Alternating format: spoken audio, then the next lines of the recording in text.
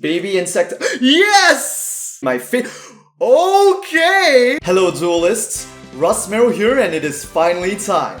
Today, we are going to be opening the first Rush Duel set in the Yugioh Rush series, Deck Modification Pack, the Galaxy of Fate. It's time to see, with our own hands and eyes, how the Rush Duel game is about to evolve.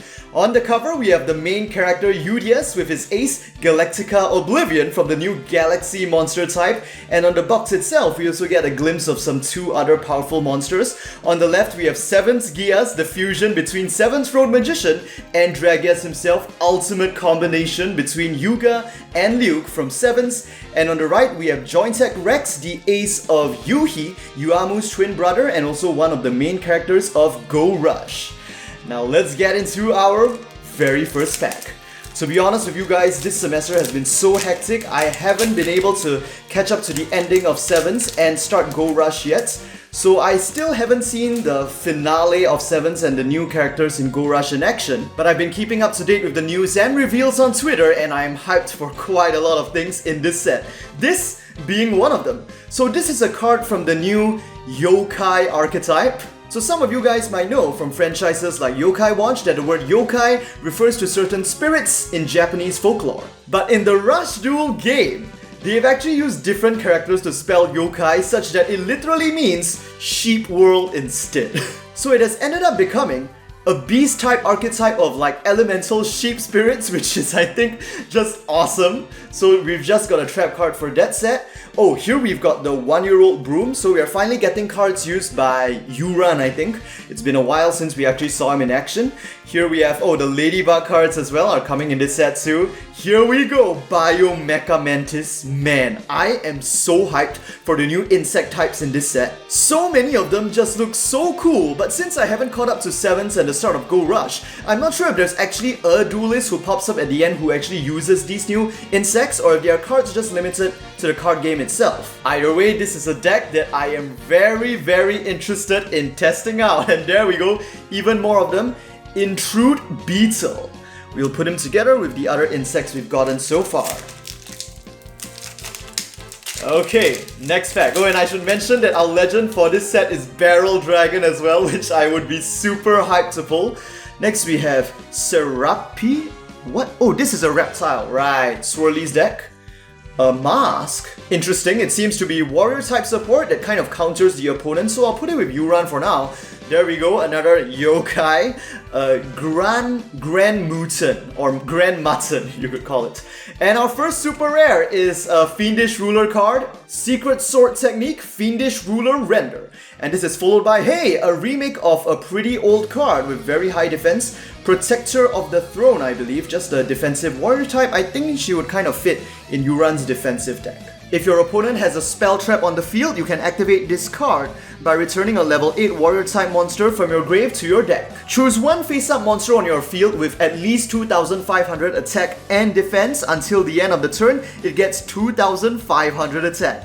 After that, you can choose and destroy one spell trap on the opponent's field, but during this turn, you can only attack with one monster. That is sick. Very in line with Gakto's style, I think, to just break through the opponent's possible counter and then just slice through with a single decisive move, which can of course potentially pierce. Okay, here we have the decade-old Mystic Sword for Yuran as well. This is, well, it looks like it fits in Yuran's deck. Another insect, Fibron. Yes, Fibron. And yes, another Mythic Sword Dragon, Hansuron. This is a fusion between Shovelon and Piccolon. Nice to see more support for Asuna's deck. Still probably my favorite. Okay! We have just pulled our first ultra rare. It is a level 7 normal monster, 2500 attack and defense. It is Yudias' ace, Galactica Oblivion. And funnily enough, this is our very first Galaxy type. I wonder why we haven't pulled them in commons and rares just yet. So based on the cards we've seen so far, it seems that the Galaxy type basically revolves around supporting powerful normal type monsters. And they have some very weird, I guess, alien language flavor text. If I try to read this one here, it's Utu Zen, Awesome Tur Good Night. I have no idea what that means, but the first sentence, Utu Sen, can kind of mean spaceship. But the second line, I am not too sure what it means. It kind of sounds like saying something through good night? I don't know, but okay, we've got our Galactica Oblivion looking very, very cool. However, we are confirmed to get like one copy of this from the Yudias start deck, which is coming out later this month as well, so I guess it gives me more material to use my to build a Galaxy type deck with, but I would kind of hope to have gotten Sevensgias, you know, since it's booster exclusive. Insect Rampage, come on, give me all the insects, man. Another Grand Mouton. And here we have Ladybugs, Princess, Tento White. This mask again. And Doramoth Larvae. Does this mean there is a Doramoth card? Or are we going to get a Doramoth card? I can't remember all the insects we've got so far. I don't know if it's just me, but the card backs look a bit darker than usual. Crusher Drone, such an awesome looking card. Like, this is an Earth Machine for Yuhi, and like, I gotta say as well that I think so far I really like all of the main characters' main deck monster designs. Yuhi's Earth Machine's like, honestly, other than Jointech Rex, everything in this deck looks just sick. Jointech Rex is just...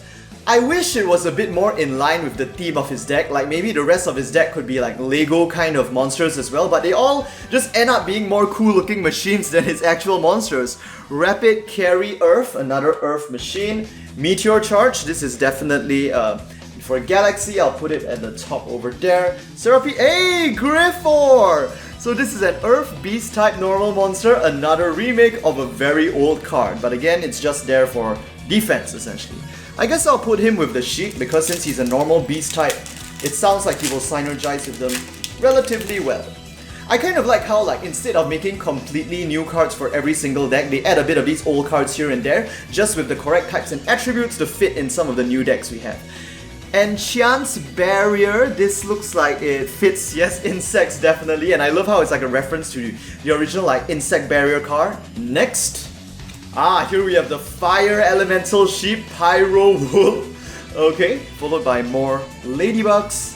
And whoa, what is this guy? Matilus, the Ravenous Insect. Dude, like, Yugioh is, like, throughout the history of Yu-Gi-Oh, I just have to say, they have always clinched the designs of insects. Whether it's in the OCG or here in the Rush Duel, this will always be true, and that's why I will always love insect-based archetypes. Just look at this one! Dude, can you believe the amount of design that has gone into this? Like, this is basically Mega Colony already, right? Dinah's Dorcas. Dude, that is so epic. Treat this as my new ace, man. Like, if I was a Go Rush character appearing in the anime, please, Konami, let me appear as an insect type user. I mean, I'm pretty sure nobody from Konami watches my channel, but hey, if they just so happen to, and decide to add a Rust Marrow character, please, insect types. Meteor Charge. We still haven't pulled Galaxies. Anyway, here we have Surge Vortex Dragoon. Fusion between Surge Bolt Lizard, 2 copies of that, which we got in an older set. One of those vanilla electric types, and Etranze, a new fusion for her. And this looks like it belongs in Yuran's deck, and we are not pulling any Galaxies at all. Wait a minute. Is something wrong? Or are there just so little Galaxies? Or are they like literally all just commons and rares? Because while that would be a bit of a shame and make it... Oh wait, no, never mind. Here we got one, Transam Ephirai. So this is part of the Transam series. There's another, I think, is it Transam Samurai or Transam Samurai, which is another one of Yudias' strong ace monsters. And suddenly they're all coming. Milky Wave Neo. I'm not sure if it's intentional, but I kind of like how it kind of looks like Neos in a bit. And our next super rare is the Magic Sheep Girl, Mag. And yes, this is, as you guys might have been able to guess, this is the Ace of Sheep World. No effect though, she is just a normal monster because the sheep deck, similar to Galaxy, kind of supports normal monsters as well. And here we have a very cute looking hamster. I will put it with Sheep World for now. Next pack.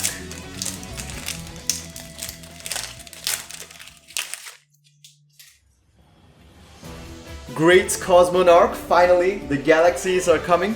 More Ladybugs, more insects, and Ghost Cyclone. So for those of you guys who don't know, Cyclone is actually the Japanese OCG name for Mystical Space Typhoon, so it's kind of a reference here. If you have no monsters on the field, you can activate this card to choose and destroy one spell trap on the opponent's field, very MST, and if there are 3 or less monsters in your graveyard, you can also draw 1 card, very nice.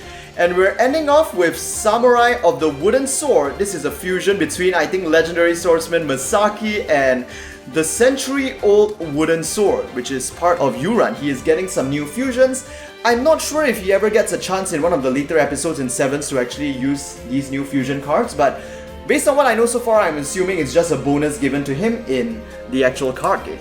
Okay, so 3 supers, 1 ultra so far. What will my second ultra be? I am really hoping it's Sevensgias and not Joint Tech Rex. 1 copy of Joint Tech Rex is enough for me and I'm guaranteed to get it from the start deck. Anyway, there we go, the century-old Wooden Sword. Oh, what's this? Hand Expansion. You may activate this card when your opponent declares an attack. Draw cards until you have 5 cards in your hand. Show your entire hand to your opponents. And if there is a monster inside, you recover 200 life for each monster in your hand. And we're ending off with a Swordfish, which I will just put in the pile of miscellaneous cards for now. Okay, I think we are at about 5 packs left. This is a pretty fun box to open. It's a lot more exciting than I think a few of the past sets. Here we go. What's this? Strange Wall. This sounds Galaxy type. Yes, it is. It's kind of like that Spellcaster trap, the Fire Curtain, I think, which reduces an attacking monster's attack by 500, but this one is the Galaxy type version of it. More Transam. This baby insect. Yes! Yes! We got it! Man!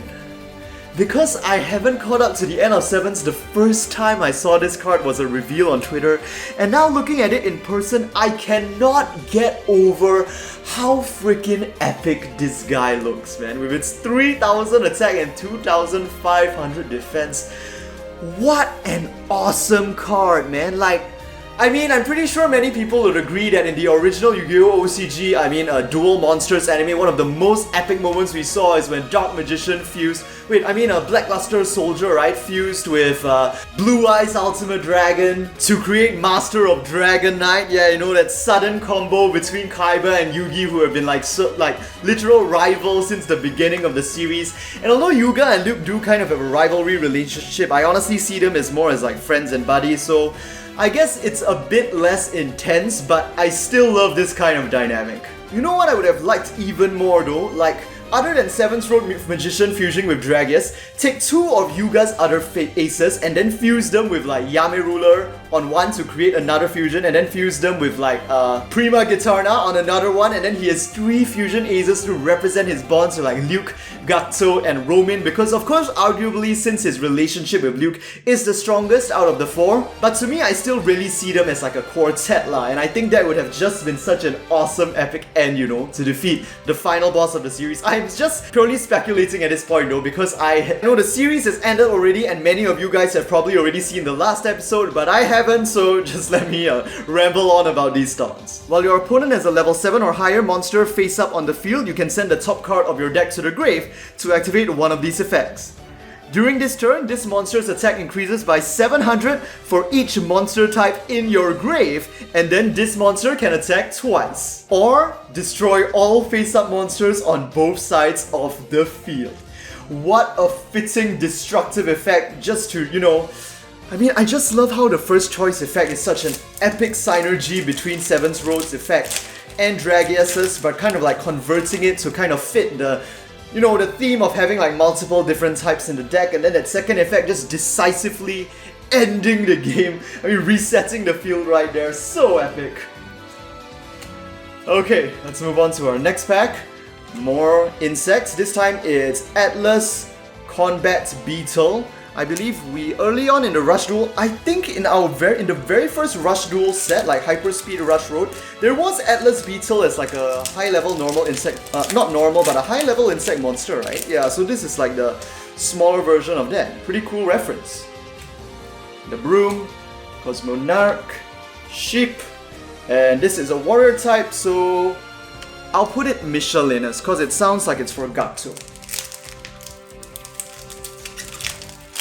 Okay, this is our second final pack. Executee Felmy, this is Galaxy. Pyro Wool, oh we are literally only getting like 2 of the sheep. And there we go, a third ultra rare, and this is Wording Fairy. I remember her very clearly. I think Yuga used her against Goha Yuga, right? To reduce the number of cards in his graveyard, to reduce the attack power of one of the Leons. During the turn this card is summoned, if your opponent has a monster on the field, you can return 3 monsters from your grave to your deck to activate this effect. Return 3 monsters in your opponent's grave to their deck, and if you have 2 face-up non-level 1 spellcasters on your field, you can return another 3 monsters from your opponent's graveyard to their deck for a total of 6 when the conditions are met. Yes, so that really hurts Goha Yuga's ace. I forgot his name, it's so complicated to say. The one that gains 100 attack for every single card in your grave. And here we go, our final pack of Galaxy of Fates. Anti-Ant Barrier, Surge Vortex Dragoon, Grand Mutton, Sword Breaking Parry, I'll put it with Yuran I guess. And we're ending off with Security Hole, which appears to be a new support card for Cybers. Pretty cool. And with that, we have come to the end of our opening of Galaxy of Fate. Now that was a fun and delightful box to open, a really good start to the Yu-Gi-Oh! Go Rush series, and now I'm really looking forward to see what Yuamu's dragons look like in the anime and in person. As usual, if you enjoyed this video, do give it a like. Let me know what you guys think about these new Go Rush cards in the comment section down below. And don't forget to subscribe for more Yu-Gi-Oh! Rush Duel booster box and product openings. With that, hope to see you guys in the next Yu-Gi-Oh! Go Rush video.